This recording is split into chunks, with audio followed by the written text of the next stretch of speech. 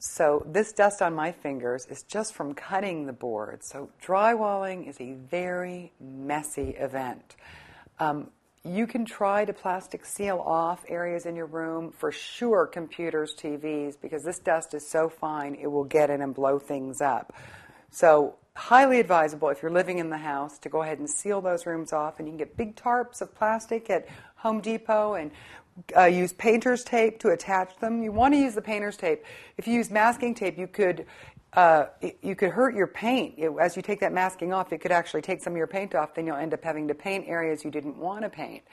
Then we have, as we discussed, the mud that goes on, and after they mud it, they sand it.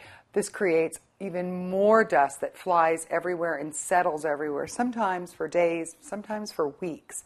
So sealing off areas is really important, and knowing how to handle the cleanup is really important. Number one, don't use your vacuum. It'll blow up any residential normal vacuum you have in your house. This stuff requires a power vac.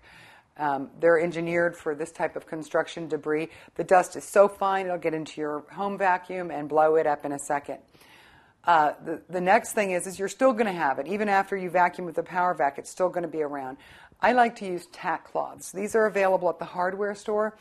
They're like paper towels drenched in like a waxy, sticky substance, and they open wide, and everything sticks to it.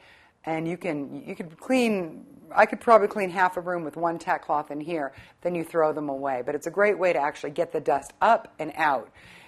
Sometimes if you dust, you just throw it around the room more, and you're just going to be dusting and dusting. So it's important that we physically take this dust out of the room.